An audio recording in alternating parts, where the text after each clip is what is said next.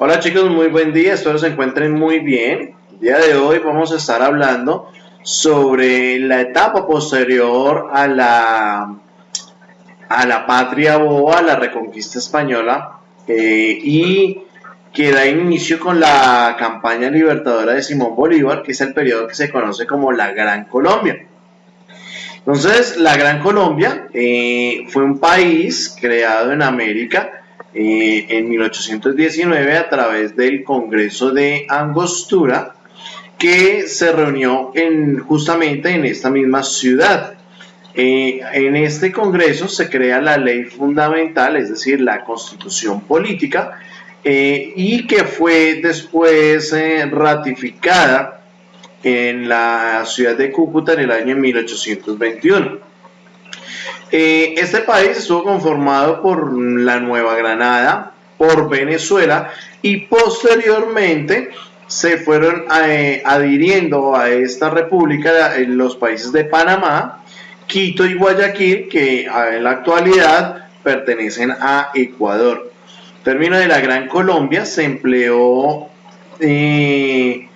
actualmente, se aplicó para diferenciarlo de lo que actualmente es Colombia como tal. Es en el Congreso de Angostura, que es donde se da origen a la Gran Colombia, que fue el sueño de Bolívar de crear una única nación en toda el Suramérica. Se celebra en el Congreso de Angostura, que es cuando se genera el inicio de este periodo de la historia, más exactamente en 1819 en la ciudad que recibe el mismo nombre. En este Congreso se crea la ley fundamental, que es el equivalente actualmente a la Constitución política, en medio de la cual se otorga la legalidad a la República de Colombia. Asimismo, se convoca posteriormente a un congreso que se celebraría en la ciudad de Cúcuta 2 años más tarde, con el objetivo de ratificar los acuerdos llegados en el Congreso de Angostura. En el decreto de la convocatoria al Congreso de Cúcuta, de la ciudad de Cúcuta, se especifica que la cantidad de diputados que deben asistir para que las leyes que se generaron en ese Congreso fueran válidas. Se decidió que cada provincia sería libre y que podría elegir 5 diputados como máximo, y llegar en términos generales a un máximo de 95 diputados que participaran en ese Congreso. Las elecciones se celebraron en diferentes fechas, y entre los elegidos se encontraron diferentes políticos, algunos muy experimentados. Sin embargo, la gran mayoría de estos políticos eran jóvenes y no tenían una experiencia significativa en cargos políticos como tal. En este Congreso se da un discurso de Simón Bolívar a todos los diputados que a la fecha aún trasciende. Dentro de las decisiones tomadas en el Congreso, entonces está la unión de las repúblicas de Venezuela y la Nueva Granada bajo el título de la República de Colombia. Y el territorio pues que comprendía era la antigua capitanía de Venezuela y el virreinato de la Nueva Granada. La Nueva Granada se renombró y recibió el nombre de Cundinamarca, y su capital Santa Fe fue nombrada Bogotá, e igualmente se nombró como capital de la República. Se dividió la República de Colombia, se divide en 3 grandes departamentos: en Venezuela, en Quito y Cundinamarca, y las capitales de estos departamentos serían Caracas, Quito y Bogotá respectivamente. Este país sería gobernado por un presidente quien tendría a su vez un vicepresidente quien sustituiría al presidente en su ausencia. Es decir, si el presidente por algún motivo no pudiese cumplir sus funciones, el vicepresidente asumiría el papel de presidente. Estos dos cargos serían elegidos por voto, pero al iniciar el Congreso de Angostura eligió a Simón Bolívar como presidente de la República y a Francisco de Paula Santander como su vicepresidente. Sin embargo, Bolívar continuaría con su tarea libertadora hacia el sur, siguiendo hacia Ecuador y Perú, por lo que deja en el cargo de presidente de la de la Gran Colombia, a Francisco de Paula Santander. En este mismo Congreso, a Bolívar se le concede el título de Libertador y se estipuló que en su retrato sería generado y expuesto en el Salón de Sesiones del Congreso con el lema Bolívar, Libertador de Colombia y Padre de la Patria. Dentro del discurso que yo les comentaba que se promulgó en Angostura, una de las frases de Bolívar fue la siguiente: dichoso el ciudadano que bajo el escudo de las armas de su mando ha convocado la soberanía nacional para que ejerza su voluntad absoluta, haciendo referencia a la libertad de los territorios con respecto a los españoles. Posteriormente al Congreso de Angostura se había citado un nuevo congreso en la ciudad de Cúcuta. Sin embargo, la organización de este congreso no fue sencillo debido a que habían diferentes dificultades en el país, algunos por problemas de salud también, y el organizador de este evento, que era el señor Juan Germán Rocío, falleció, y entonces se generaron varias dificultades para la organización de este congreso. Sin embargo, Bolívar nombra como sustituto a don Antonio Nariño, quien toma la decisión de legalizar que la asamblea comenzara únicamente con 57 diputados presentes de los 95 que debieron ser. El Congreso se inaugura o se da inicio como tal el 6 de mayo de 1821 en la ciudad de Cúcuta, y con el Congreso en marcha tuvo lugar la batalla de Carabobo, que fue el enfrentamiento que da libertad a la República de Venezuela.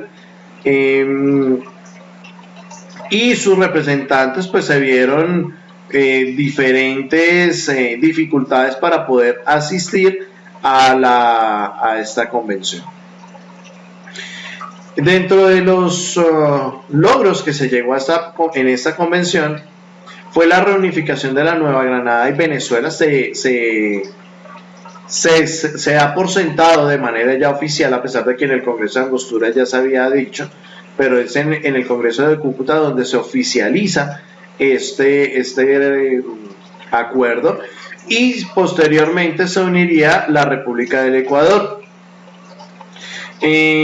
Los participantes en este congreso también trabajan en la reducción en la redacción de una constitución para la Gran Colombia, y esta carta se promulgaría el 30 de agosto de 1821, la cual contaba con 10 capítulos y 190 artículos. Recordemos que la Constitución es la carta, es la ley fundamental de un país, es la que determina quién pertenece al país y las leyes, los derechos y deberes que tienen sus ciudadanos.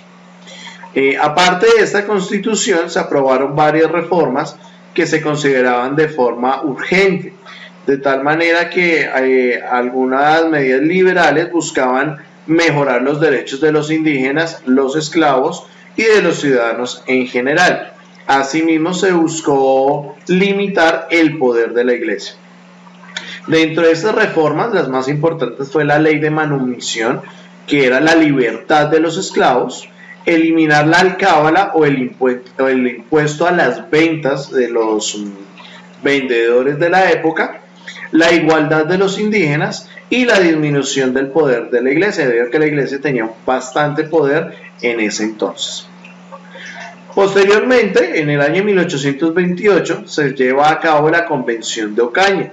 Esta convención fue una asamblea constituyente que se desarrolló en la ciudad colombiana de Ocaña entre el 9 de abril y el 10 de junio de 1828.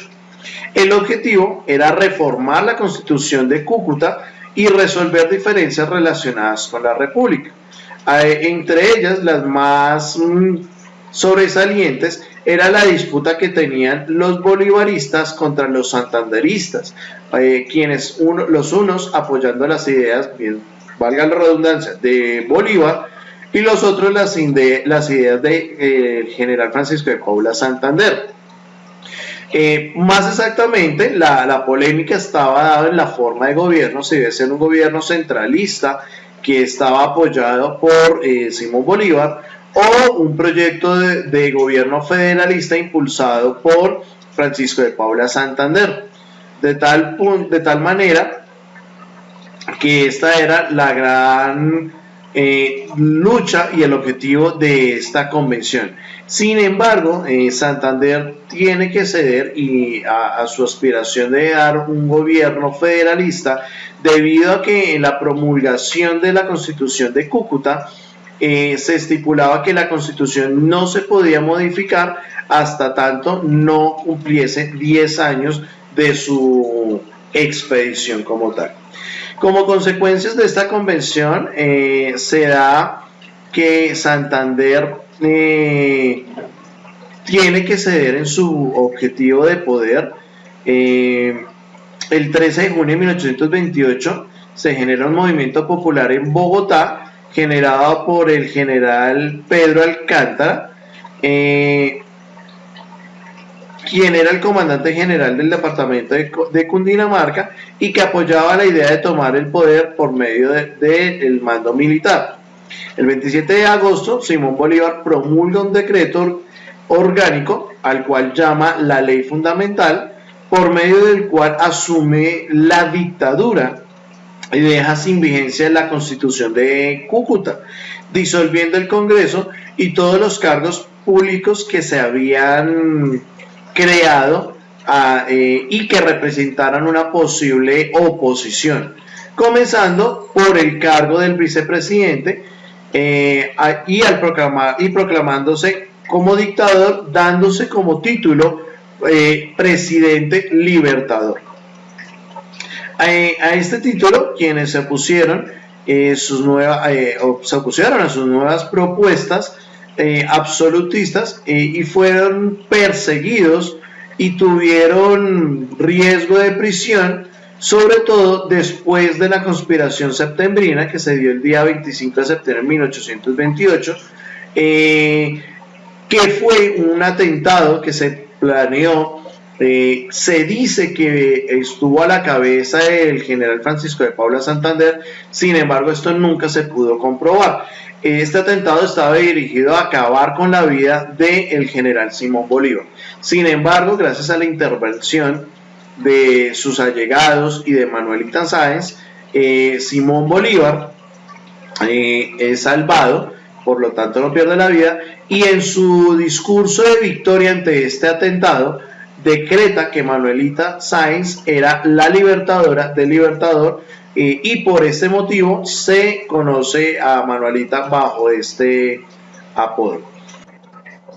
Otra de las consecuencias que se obtuvo fue que, gracias a que los españoles estaban confinados en diferentes lugares, permitió que Panamá lograra su independencia por sí solo, sin la intervención de ningún otro país.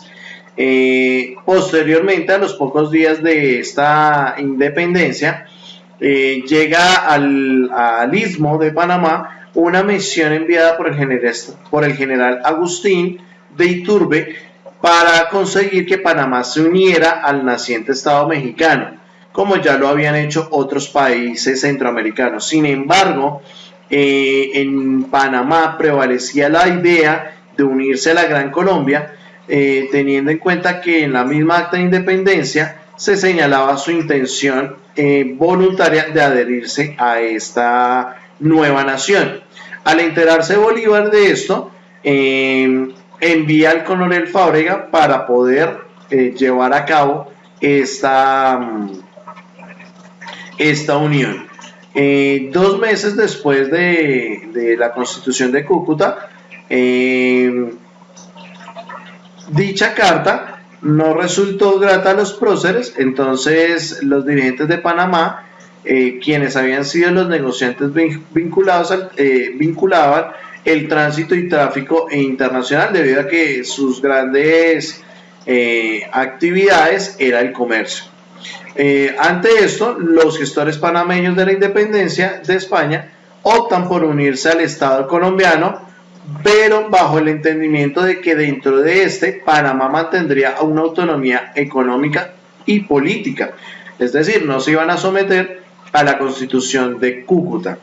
Aquel entendimiento no sería extensivo a las ideologías de la Central de Bogotá, que traería como consecuencia que los movimientos panameños por la instauración del federalismo y las innumerables intentos de separación de la Gran Colombia y sus estados posteriores.